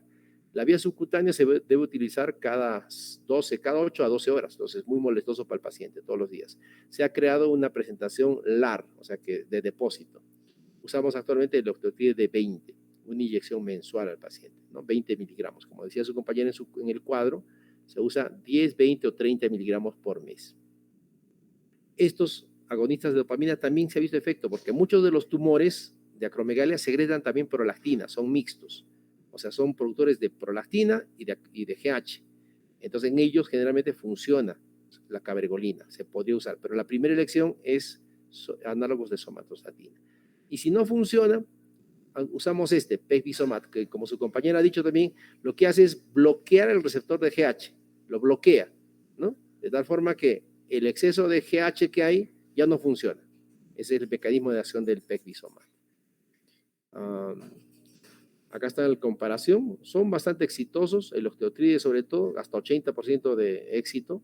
En cambio, el bromocriptina, no, miren, el éxito es bajo, 20%. Y la otra opción es radioterapia, ¿no? Generalmente en ese orden: cirugía, tratamiento médico y radioterapia, ¿no? Se da radiación directamente sobre la hipófisis. Obviamente el daño que va a haber es hipopituitarismo, ¿no? Ese es el principal efecto. Por eso que se usa como última elección, ¿no?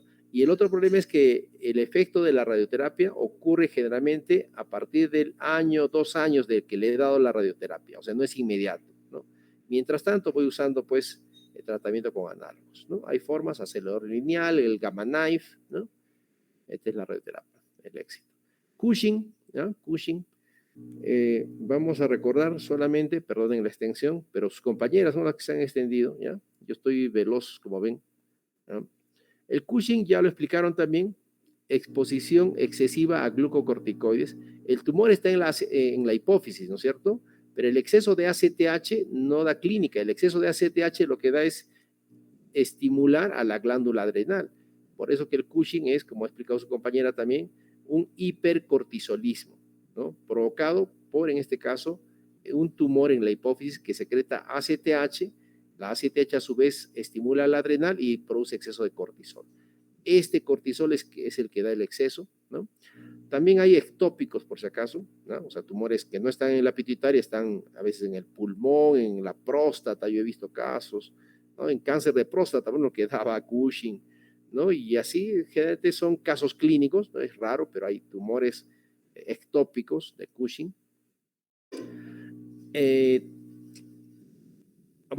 Iatrogénica, no vamos a hablar esta vez.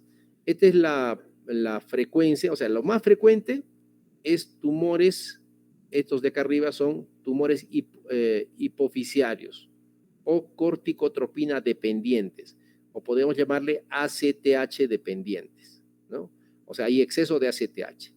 La mayor parte, como ven acá, 70%, un tumor hipofisiario. Cuando se habla de enfermedad de Cushing, es un sinónimo de hablar de tumor hipofisiario que produce exceso de ACTH y que está causando Cushing. Fíjense, es la principal causa, 70-80%. Ectópicos, lo que estoy comentando, 10%. Y hay otros que no se logra saber. Yo tengo algunos pacientes, tuve algún paciente que no ubicábamos el tumor, ¿ah? No se ubicaba el tumor, no sabíamos dónde estaba el tumor, ¿ah? No estaba en la hipófisis. Y en menos porcentaje de 10, sí, más 5, en total unos 20% son tumores de las propias adrenales que causan Cushing, ¿no? Luego, por eso que este capítulo se repite en adrenales. Acá está lo mismo, ¿no? Tumores ACTH dependientes, 80% le pone acá, tumores de hipófisis, y un poco menos las otras, y las ACTH independientes, más o menos 20%, ¿no? Acá está el McCune-Albright, que también comentaron sus compañeros. Bueno, hay que recordar que en realidad nosotros la principal causa de Cushing que vemos es iatrogénica, personas que utilizan corticoides, o sea, no tienen tumor, nada de esto, se ponen corticoides, principalmente dexametasona, que es un excelente antiinflamatorio. Entonces las personas abusan y a veces se ponen incluso solitas sin indicación médica y se causan Cushing, ¿no? Estos son los tumores que con más frecuencia producen Cushing: pulmonar, bronquial, páncreas, intestino, ovario, ¿no? Incluso tiroides, el medular de tiroides, feocromocitomas. Estas son las características clínicas que ya las dijeron también, obesidad, pero ahora es un problema porque existe una gran población de obesidad por factores alimentarios.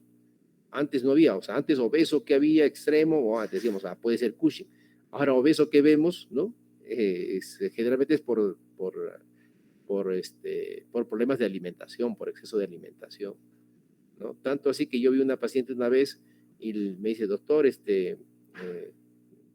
vengo por sobrepeso, ¿no? Y yo todos los días veo pacientes con sobrepeso, ¿no? Mi consulta de un 30% de pacientes que veo vienen por obesidad, ¿no?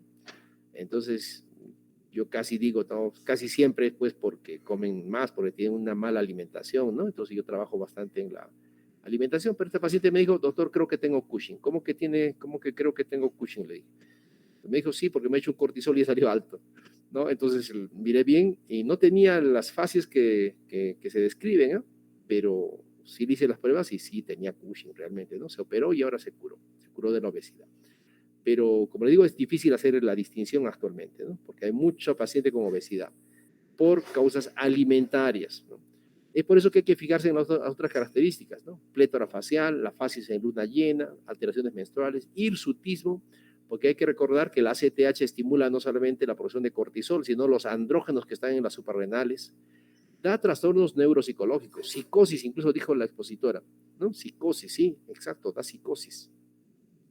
Sube la presión arterial, ¿no? Hay estrías, estas estrías violáceas que son de característica gruesa, o sea, más de 1 centímetro, porque a veces el embarazo pues deja estrías, ¿no? Equimosis, hematomas, a largo plazo osteoporosis, puede causar diabetes, ¿no? Acá está, ¿ve? Claro, uno lo ve así, sí, yo digo, ¿no? Cushing, ¿no? De hecho, pero hay pacientes así también, ¿no? Que son obesos solamente, ¿no? Plétora facial se llama esto, ¿no? Plétora facial, ¿no? Acá está lo mismo, ¿no? No voy a repetir. Estas son las equimosis, ¿no? Gruesas, fíjense, ¿no? Más de 1 centímetro, plétora facial, ¿no? Entonces, todo esto causa, pues, el Cushing. También otra relación de los síntomas, que ya lo dijo su compañera, no lo voy a repetir. Quizás voy a agregar, no voy a hacer pregunta de examen, hipocalemia. El exceso de cortisol provoca retención de sodio, por eso hay hipertensión, retención de sodio y eliminación de potasio. Cuando hay grados así más o menos severos de Cushing, puede ser hipocalemia. Hay pocas causas de hipocalemia, por si acaso. Una de estas es acné, alopecia, bueno, algo que no haya dicho, voy a ver, la habilidad emocional, depresión, hasta psicosis, ya les dije, problemas gonadales, que generalmente son secundarias a la compresión del tumor a veces, ¿no? Ahí está Cushing. El diagnóstico, su compañera también lo dijo, pero no andó mucho. Hay 3 formas de hacer el diagnóstico, 3 formas, ¿ya? Una no se puede medir solo el cortisol, porque el cortisol, ya les dije, las hormonas son muy variables en la sangre. Entonces, solo medir el cortisol no ayuda. Entonces, hay 3 formas, ¿ya? Medir el cortisol libre en orina de 24 horas. Para esto tengo que dar la muestra, la orina de 24 horas, y ahí se mide el cortisol. ¿Qué ventaja me da? Que da como el promedio pues, de todo el día. El cortisol puede estar bajo, alto, pero en promedio va a estar alto, ¿no? Por tanto, la recolección de cortisol en orina de 24 horas va a ser alta, ¿no? Una forma. Segunda forma, se ha visto que el cortisol tiene un ciclo, ¿no? Está elevado en la mañana y bajo en la noche. Pero si tienes Cushing, está elevado todo el día está elevado. Entonces le mides cuando debe estar bajo, en la noche. Por eso es 11 p.m. Bueno, puedes medirlo en sangre, pero los gringos han creado una prueba en saliva. Los gringos piensan en todo. Dicen, como en la noche no va a venir al laboratorio, ¿no? Está cerrado el laboratorio a las 11 de la noche. Entonces le dan un dispositivo para recolectar la saliva y ahí se detecta el cortisol, ¿no? Mira, interesante. Siempre hay que aprender de los gringos, siempre les he dicho. Y la otra es una prueba que se llama prueba de supresión con dexametasona. ¿En qué consiste esta prueba? Cuando yo doy dexametasona, que es un corticoide, ¿ah? Escuchen bien, ¿ah? Cuando es un corticoide, ¿no es cierto? Cuando yo doy dexametasona, suprimo el eje, ¿ya? O sea, cuando doy un corticoide, perdonen que tenga que irme otra vez acá en el gráfico, acá, ¿no es cierto? Entonces, este es el eje normal. Normalmente se produce ACTH, este estimula el cortisol. Entonces, cuando yo doy un corticoide, cuando yo doy dexametasona, entonces suprimo este eje. O sea, el corticoide la dexametasona, se parece pues al cortisol. Es como si diera cortisol. Es una molécula, no es exactamente el cortisol, pero tiene efectos glucocorticoides. Es parecido, es un análogo, diríamos, ¿no es cierto? Entonces, va a inhibir a la ACTH, ¿no? A la hipófisis. Y por tanto va a inhibir al adrenal y no voy a encontrar cortisol, debería estar bajo el cortisol. Y el efecto es inmediato. Si le doy dexametasona en la noche, al día siguiente le mido cortisol y debe estar bajo, ¿no? Pero si hay un tumor, ¿no? La dexametasona no logra suprimir este eje. Por tanto, esta prueba consiste en darle dexametasona, ¿no? En la noche, ¿ah? Y con eso debería suprimir la producción de cortisol, por la razón que les he dicho. Pero le mido el cortisol en la mañana y no sale suprimida, sale alta. Entonces este paciente tiene, obviamente, cuando hay sospecha clínica de Cushing. Entonces le puedo hacer cualquiera de las 3, mire, ¿no? O sea, lo que tenga mal, ¿no? Entonces, si cualquiera de estas me sale positivo, ya tengo el diagnóstico de Cushing. El problema es dónde está el tumor, ¿no? Si es por frecuencia, si sería por epidemiología, ¿no?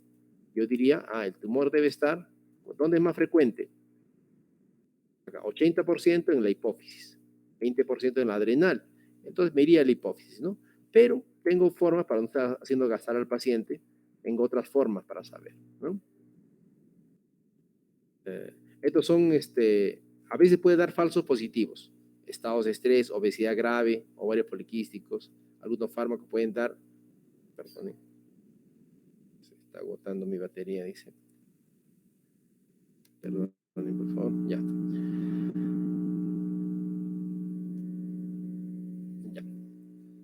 Entonces, ¿qué hago? Acá está, entonces, acá estas son las pruebas, otra vez. Acá medí puedo medir cualquiera de las 3, les dije. ¿Ya? Puedo medir el cortisol libre urinario, puedo hacer la prueba de dexametasona, o puedo medir el cortisol en la noche, ¿no? Entonces, si está incrementada o no suprimida, ¿no? Entonces, tengo el diagnóstico ya de síndrome de Cushing. O sea, digo, este paciente tiene hipercortisolemia, tiene síndrome de Cushing. Pero no sé dónde está el problema, dónde está el tumor. Entonces, ¿qué puedo hacer? Le mido la ACTH, fácil, ¿no? Si la ACTH está elevada, ¿no? Entonces el problema pues está en la hipófisis, fácil, ¿no es cierto? Si está elevada, está en la hipófisis, ¿no? Entonces le hago una resonancia de hipófisis. Entonces ya sería un Cushing dependiente de ACTH. Está en la hipófisis, o podría ser ectópico también, ¿no? Pero pues está arriba, ¿no? Ahora, si la ACTH está baja, ¿ah? Entonces lo que está haciendo es que hay exceso de cortisol y está suprimiendo a la ACTH, ¿no? Entonces el problema está en las adrenales, ¿no? Fácil, solo pidiendo ACTH. Si está normal, probablemente está también en las hipófisis. ¿Por qué? Porque si fuera adrenal, siempre voy a encontrar ACTH baja, no siempre. Entonces, si está normal o elevada, digo, el problema está en la hipófisis. Entonces, no hago gastar al paciente pidiéndole acá tomografía adrenal y resonancia, no. Ya me voy solamente a pedirle resonancia de hipófisis. Si la ACTH está normal o elevada, ¿no? Muy bien, eso es lo que se hace. Si en la hipófisis encuentro claramente, acá está, ¿no? Si encuentro un resultado, o sea, encuentro un tumor, entonces ya tengo completo el diagnóstico, ¿no es cierto? Le llamo a esto le llamo enfermedad de Cushing. Recuerden, este término a veces bueno, o sea, hay esta costumbre. Síndrome de Cushing es cuando encuentro acá hipercortisolismo. Todavía no sé dónde está. Y le llamo enfermedad de Cushing, Cushing disease, cuando ya sé que el tumor está en la hipófisis, ¿no? Ya está en la hipófisis. Entonces, obviamente, ya tengo que hacer el tratamiento. El tratamiento de elección acá también es quirúrgico, de elección. Ahora, si la hipófisis me sale normal, no hay tumor en la hipófisis, entonces, pero sé que está acá arriba porque la ACTH me ha dicho que está acá arriba, entonces le puedo hacer esta pruebita que se llama muestras de ACTH por en la zona, en el seno petroso bilateral. Y puede ser con estimulación de CRH o vasopresina. ¿Qué significa esto? Esto lo hacen en radiología intervencionista, ¿no? Con un catéter se van hasta los senos petrosos. Y ahí toman la muestra, a la derecha y a la izquierda, ¿no? Para saber si hay un gradiente de diferencia. Si encuentro más ACTH en el lado derecho, digo, el tumor está en el lado derecho. No se ve, pero está ahí el tumor. Entonces al cirujano le digo, opera y sacas el lado derecho de la hipófisis. Y si está en el izquierdo, igualmente, saca el lado izquierdo, ¿no? Solamente por diferencia. Puedo hacer una prueba en el mismo procedimiento. Estas pruebas se hacen en Perú, por si acaso. Acá en Cusco no, pero se hacen en el hospital donde yo me formé, que es el Hospital Almenara, ¿no? Creo que es el único hospital que hace este tipo de pruebas, ¿no? Entonces, de hecho, yo he participado algunas veces en estas pruebas cuando era residente, ¿no? Hace mucho tiempo. Pero eso es lo que se hace. Entonces, en el mismo procedimiento se le administra CRH. No tenemos CRH acá, se le administra vasopresina. Vasopresina, que también estimula la ACTH. Para ver estimulado dónde se capta mayor cantidad de ACTH, ¿no? Para ver dónde está el tumor. Entonces, si hay gradiente si hay diferencia, o sea, digamos en el derecho es considerablemente más alto que en el izquierdo, entonces digo, ahí está el tumor y ya completo mi diagnóstico. Si no encuentro diferencias, probablemente es ectópico y está oculto. Entonces me dedico a buscar en otros lugares. Muy bien. Tratamiento. El tratamiento de elección es quirúrgico. Cirugía transesfenoidal también. ¿Por qué? Porque se ha visto que la terapia médica no es suficiente. O sea, no hay mayor beneficio. Bueno, hay beneficio, pero en pequeña cantidad, pequeño porcentaje.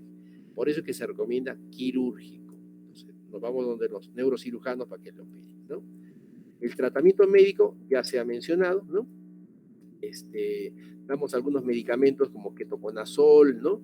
Otra operación que podemos hacer también es la adrenalectomía, o sea, sacar las adrenales, ¿no? Sobre todo eso usamos cuando no encontramos el tumor, le sacamos las adrenales, porque las adrenales son las que producen el cortisol.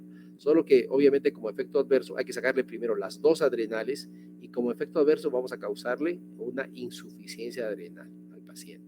A veces se tiene que hacer ese tipo de tratamiento. Muy bien, jóvenes, perdonen la velocidad, ¿sí? Pero bueno, me extendí un poquito. Bueno, además es día del trabajo, así que tienen tiempo.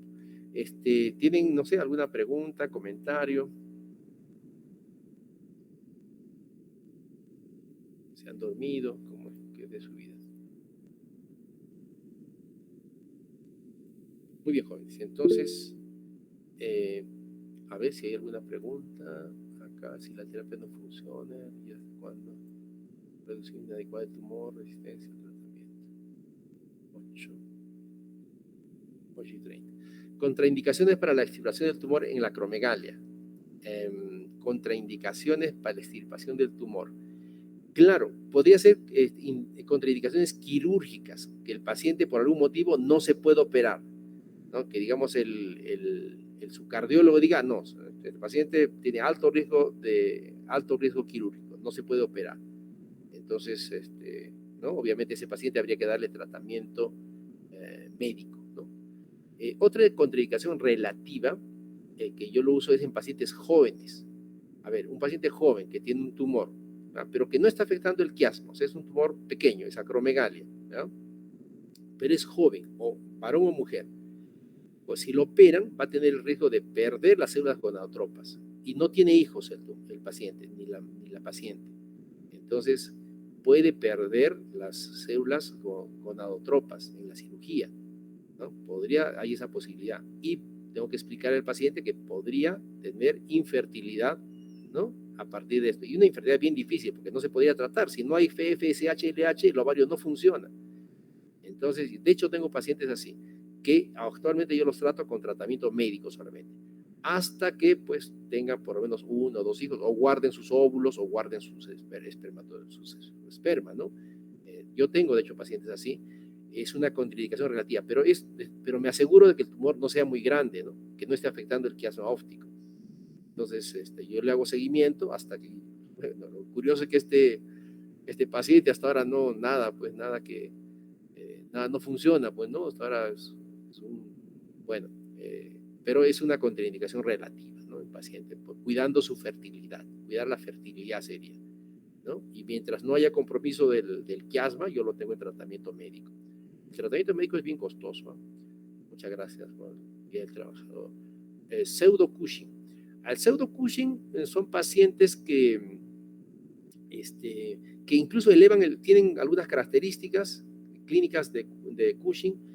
Les hago el examen, incluso sale cortisol elevado, cualquiera de estas 3 pruebas, pero puede ser, como les dije, en el diagnóstico diferencial, no, en las pruebas de cortisol de falsos positivos, puede ser por obesidad, puede ser por depresión y por alcoholismo, ¿ya? Dan pseudo Cushing, ¿no? Entonces son pacientes que tienen aparentemente la clínica y alguna de las pruebas también sale positiva, pero cuando hago imágenes sale negativo por todos lados, ¿no? Entonces a eso se llama pseudo Cushing. Probablemente sea depresión, obesidades extremas que sale cortisol alto, ¿no? Entonces hay que hacerle seguimiento a estos pacientes, ¿no? Obviamente si están empeorando, habrá que hacerle esta prueba de senos petrosos, ¿no? O buscar una causa ectópica, ¿no? Muy bien, jóvenes. Bueno, con el grupo de rotación, por favor, por esta demora, nos vemos a las 9, ¿ya? Hay que tomar desayuno. Listo, jóvenes, que tengan un buen día. No trabajan, bueno, algunos deben trabajar, ¿no? Bueno, trabajen en algo, pues trabajen en su jardín si quieren hoy día para que hagan algo, ¿ya? Bueno, ya tendrán tiempo de trabajar.